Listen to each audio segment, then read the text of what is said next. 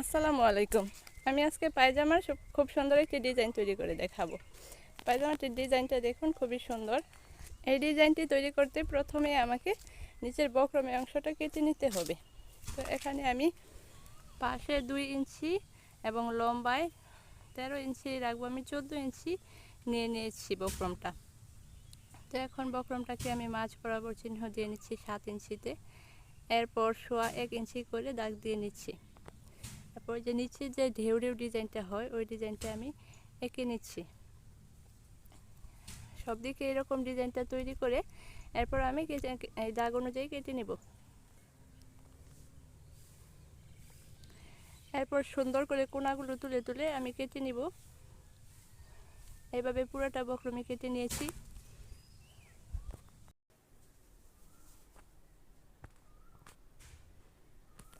এখানে আমি বক্রমটা 2 ভাঁজ করে কেটে নিয়েছিলাম, তাই 2 পায়ের জন্য 2টা হয়েছে। এখন মাছ থেকে কেটে নিলাম। এই তো 2টা বক্রম কাটা শেষ। এখন আমি একটা এক্সট্রা কাপড় নিয়ে নিয়েছি, এর উপরে বক্রমটা বসিয়ে উপরে একটা সেলাই দিয়ে নিব বক্রমটা বসানোর জন্য। এবার আমি কাপড়টাকে এভাবে উল্টিয়ে যে ঢেউগুলো আছে এগুলার পাশ দিয়ে সেলাই করে নিব।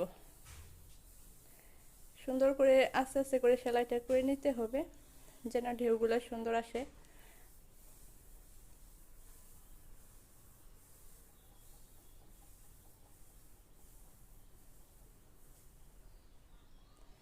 এরপর আমি কাপড়টাকে একটুখানি কাপড় রেখে বাকি কাপড়টা কেটে নিব।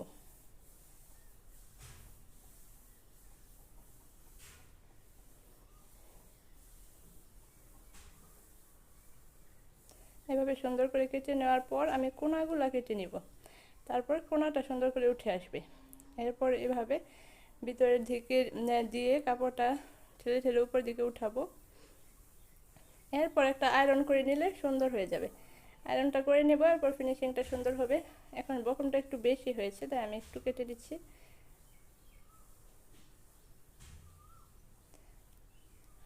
এরপর আমি এখানে দাগ দিয়ে নিলাম।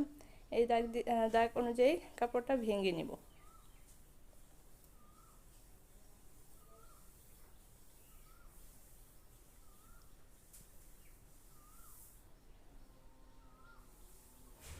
এই তো এক পাশে এরকম বেশি থাকবে আর এক পাশে ভাঙা থাকবে। তো এরপর আমি যে ফিতাগুলো লাগাবো সেজন্য চিকন করে একটা লম্বা কাপড় কেটে নিয়েছি। এখন ফিতাটা তৈরি করে নিচ্ছি।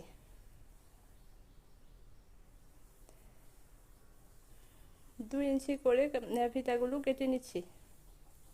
এরপর এখানে যে ভাঙলাম সেই অংশ থেকে ফিতাটা লাগিয়ে যাব।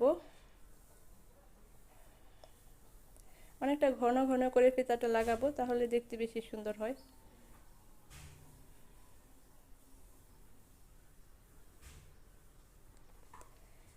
এবার এই কাপড়টা উপরে যে আমি সেলাইটা দিয়েছিলাম বক্রমটা বসানোর জন্য সেই সেলাইটা খুলে নিব। এরপর কাপড়টা ভিতরের দিকে মুড়িয়ে উপর দিয়ে একটা চাপ সেলাই দিয়ে নিব। চাপ সেলাইটা দেওয়ার পর উপরে নিচে একই রকম হবে। এখন যেই পাশে সেলাই নেই এই পাশে আমি উপরে রাখবো। এখন কাপড়ের পায়জামার যে মেন পার্টটা সেখানে আমি একটা দাগ দিয়ে নিচ্ছি। এই দাগ অনুযায়ী কাপড়টা আর নিচের কাপড়টা বসাবো। এখানে আমি ফিতাটা 1 ইঞ্চির মতো রাখবো, তাই 1 ইঞ্চিতে দাগগুলো দিয়ে নিয়েছি। এবার এর উপর দিয়ে সেলাইটা দিয়ে নেব।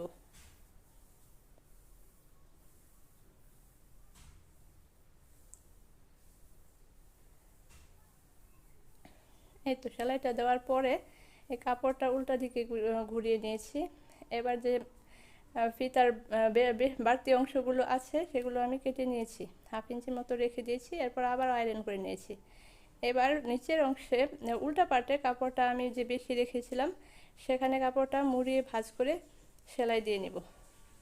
তাহলে আর ফিতাগুলো বাইরে বেরিয়ে থাকবে না, সুন্দর হবে।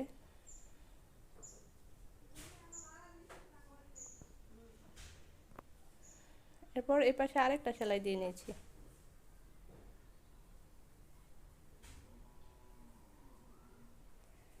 এই তো তৈরি হয়ে গেল আমার সুন্দর ডিজাইনের পায়জামাটি। দেখুন ডিজাইনটা খুবই সুন্দর হয়েছে।